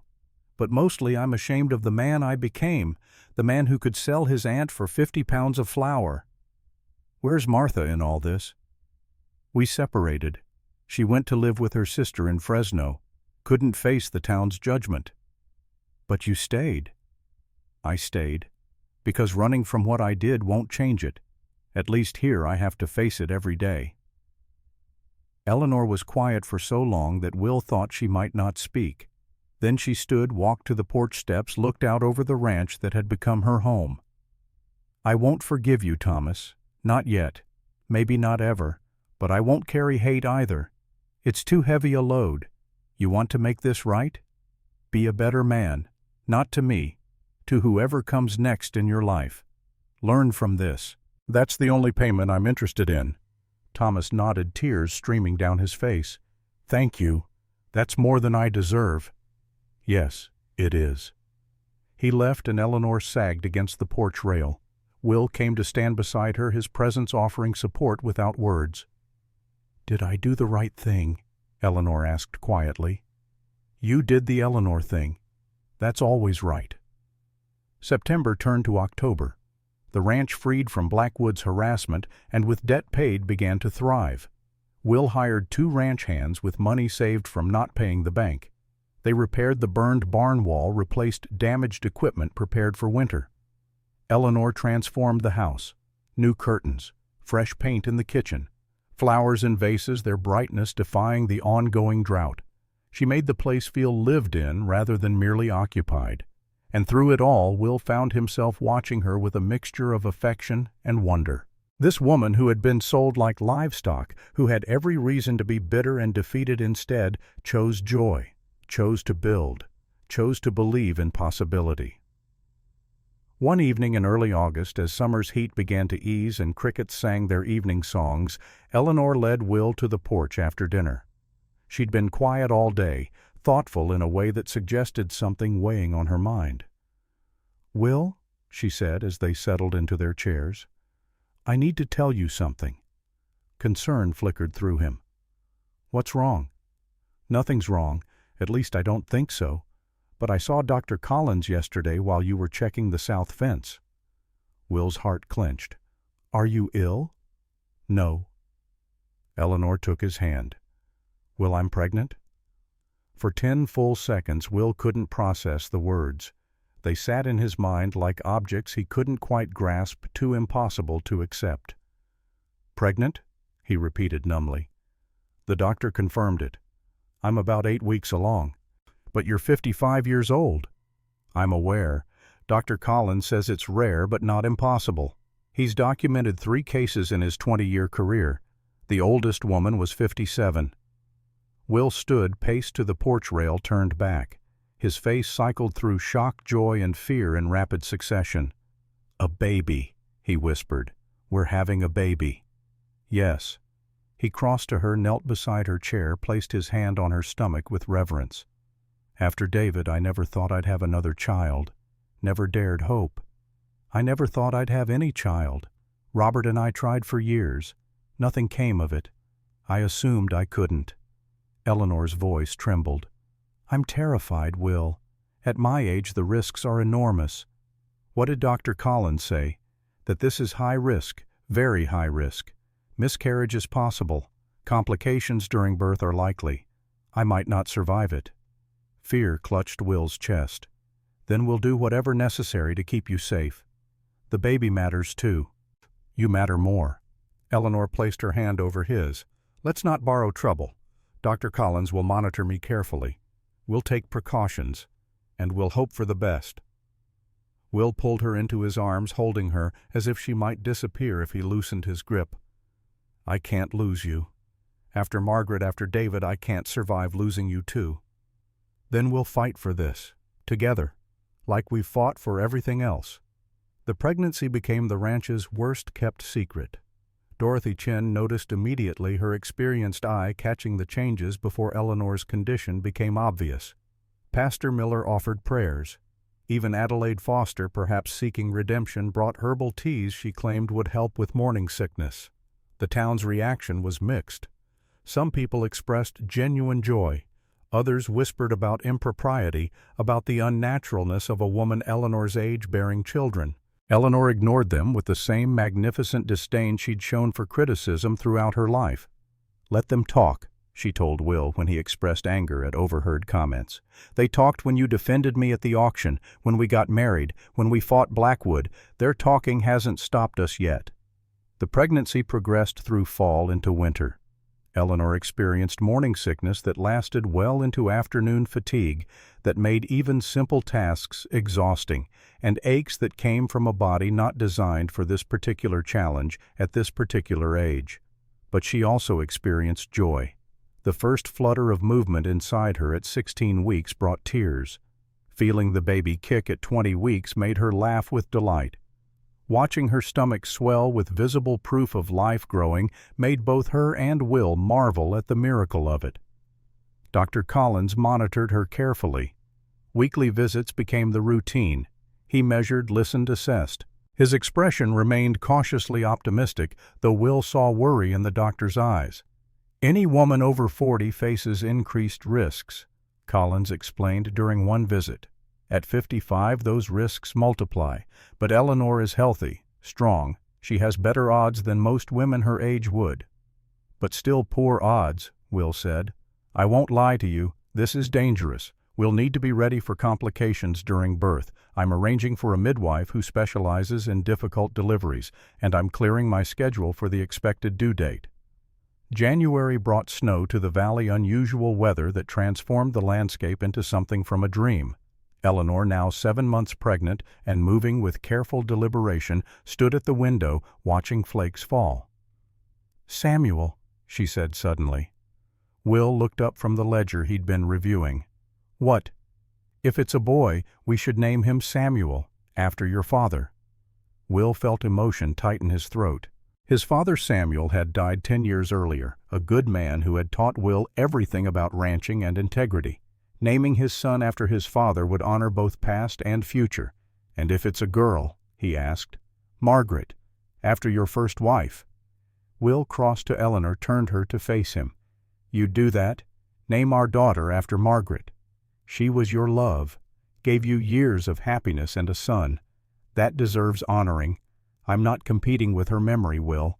I'm grateful for what she gave you. Without her, you wouldn't be the man I love. He kissed her then gently because of her condition, but with all the love he couldn't adequately express in words. February brought the first real crisis. Eleanor woke at 3 in the morning with sharp pain and bleeding. Will rode through darkness to fetch Dr. Collins, pushing his horse to dangerous speeds over snow-slicked roads. Collins examined Eleanor, his face grim. The bleeding stopped. That's good. But she needs complete bed rest. No work, no stress, for the next month at minimum. I can't just lie in bed, Eleanor protested. You can and you will, Collins said firmly, or you'll lose this baby and possibly your life. For 2 weeks, Eleanor stayed in bed, going slowly mad with enforced inactivity. Will brought her meals read to her in the evenings, tried to keep her entertained. Grace, who had stayed with them as adopted daughter in everything but legal paperwork, helped manage the household. But Eleanor chafed against the restrictions. She was built for action, for work, for doing. Being still went against every instinct. I feel useless, she told Will one evening. You're growing our child. That's not useless. I'm lying in bed growing our child. There's a difference. Then lie in bed. I'll do the rest. March arrived with the promise of spring and Eleanor's due date looming. Dr. Collins estimated delivery in early to mid-March, though he cautioned that such estimates were inexact. The labor began on March 3rd at 3 in the morning. Eleanor woke to contractions that took her breath away. Will, sleeping lightly as he had for weeks, was instantly awake. It's time, Eleanor gasped. Will moved with focused efficiency, got Eleanor comfortable, sent Grace for Dr. Collins and the midwife Mrs. Henderson, who lived in town, built up the fire, heated water, laid out clean linens, did everything he could to prepare while terror gnawed at him. Collins arrived within 2 hours, Mrs. Henderson 30 minutes later. Both assessed Eleanor and exchanged glances that Will recognized as concern poorly hidden. How long do you estimate? Will asked Collins. Hard to say. First babies can take many hours. At Eleanor's age, complications are likely. We'll monitor closely. The labor stretched through morning into afternoon. Eleanor bore the pain with the same stoic determination she brought to all challenges, but Will could see her strength flagging. By hour 14 she was exhausted, sweat-soaked, barely able to focus. Collins examined her again, his expression darkening. The baby's not descending properly. If this continues much longer, I may need to intervene surgically. Is that safe? Will demanded. Nothing about this is safe, but waiting too long isn't safe either. The baby's showing signs of distress. Hour 16 brought the crisis to a head. The baby's heartbeat, which Collins monitored with an ear trumpet pressed to Eleanor's belly, grew irregular, weak. We're running out of time, Collins said. Eleanor, you need to push with everything you have. This is it. Eleanor, barely conscious from exhaustion, somehow found reserves she didn't know existed. Will held her hand, feeling bones grind under her grip. Mrs. Henderson coached her through contractions. Collins positioned himself to receive the baby. Push now, Collins commanded. Everything you have.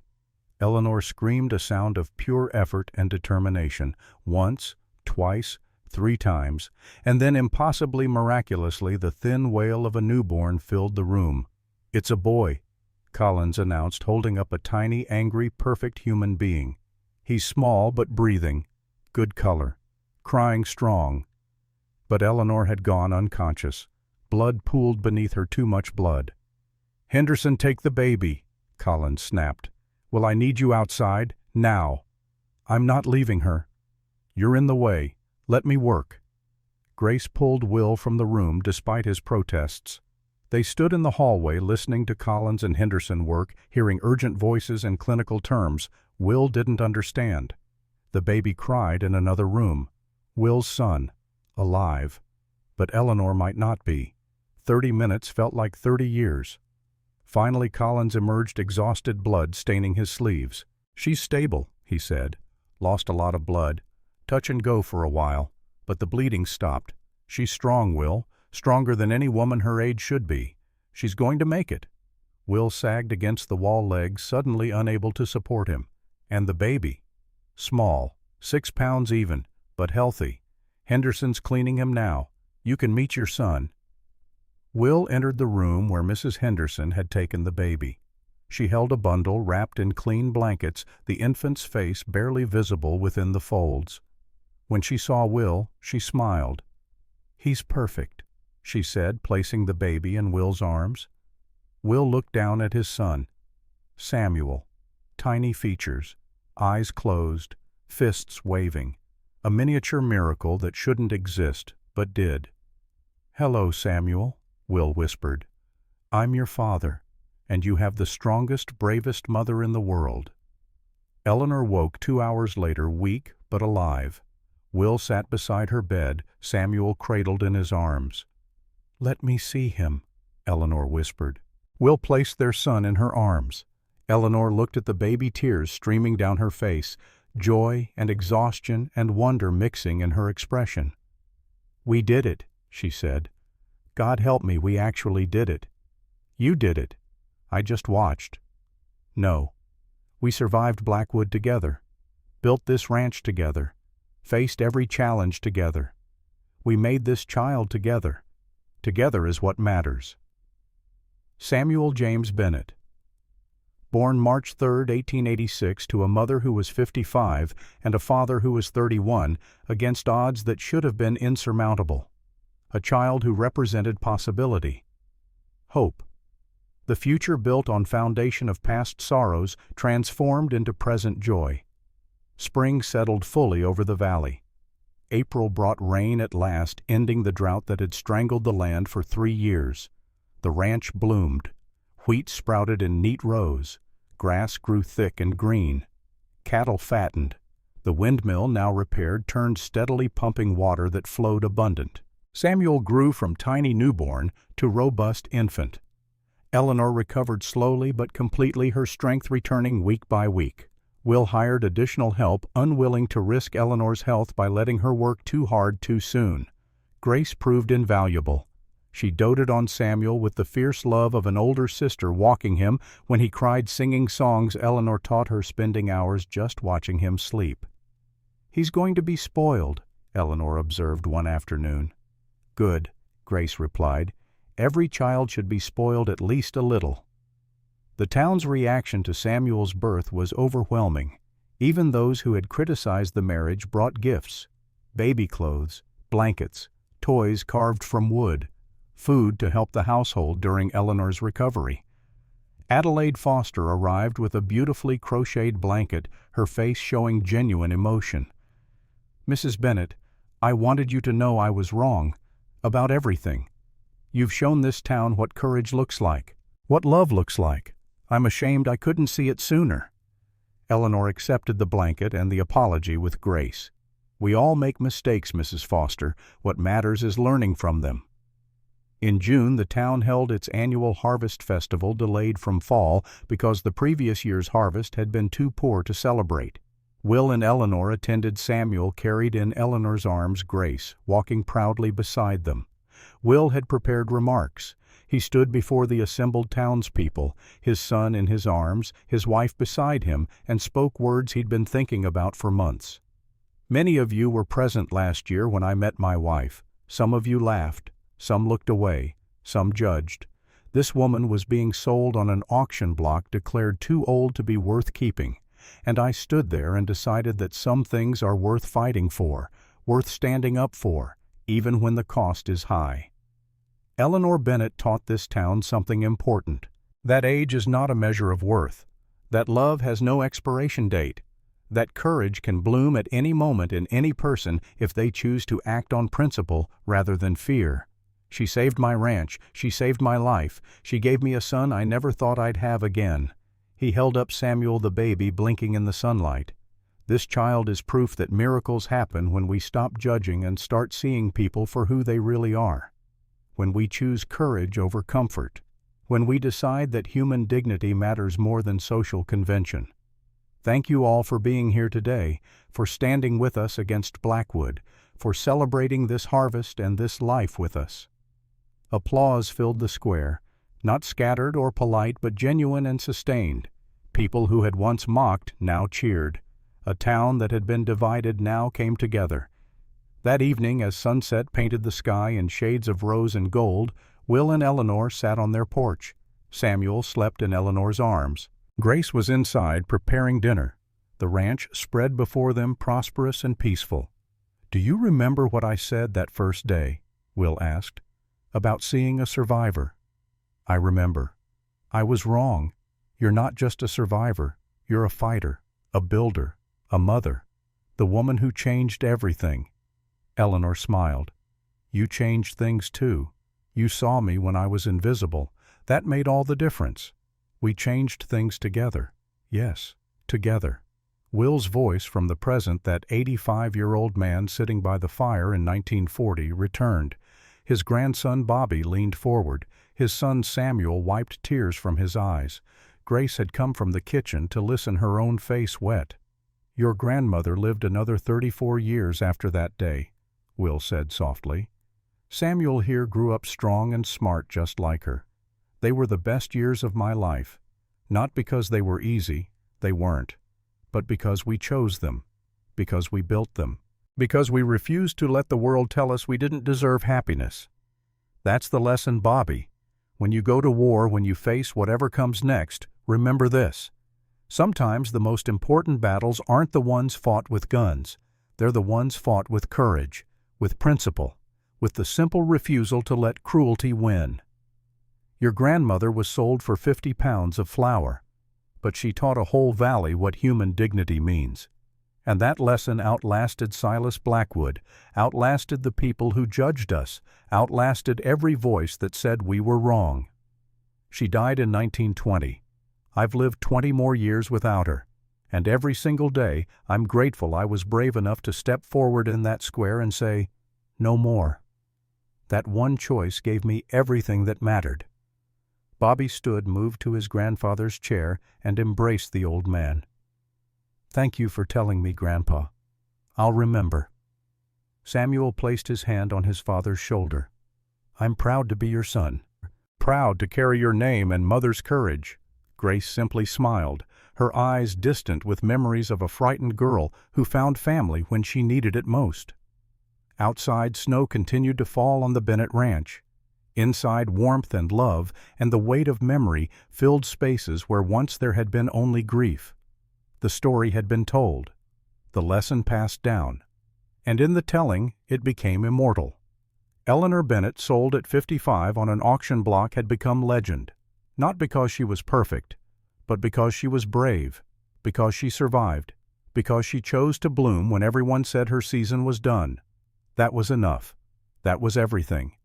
And her story, told by firelight on a winter night in 1940, would echo through the decades that followed, reminding anyone who heard it that it's never too late for courage, never too late for love, never too late for a second spring. The fire crackled, the family sat together, and somewhere in memory's mansion, Eleanor Bennett smiled, knowing that her life had mattered, that her choices had created ripples that would never stop spreading. That was her legacy, not the ranch, not the money, not even the son who bore witness to her courage. Her legacy was the lesson, the story, the proof that human dignity once claimed can never be taken away, and that lesson would live forever. Bobby stood straighter, his young shoulders squared as if already feeling the weight of the uniform he would wear. "Grandpa," he said quietly, "when I'm out there in the Pacific, when things get hard, I'll remember Grandma. I'll remember that courage isn't about not being afraid. It's about standing up when it matters." Will reached out, placed his weathered hand on his grandson's shoulder. "That's all she would have asked, son. That's all any of us can ask." The fire crackled lower. Outside, the snow continued to fall, covering the ranch in white silence. But inside, 3 generations sat together, bound not just by blood, but by the story they carried. A story of dignity reclaimed, of love found in unlikely places, of a woman who refused to disappear. Eleanor Bennett's second spring had bloomed into a legacy that would never fade.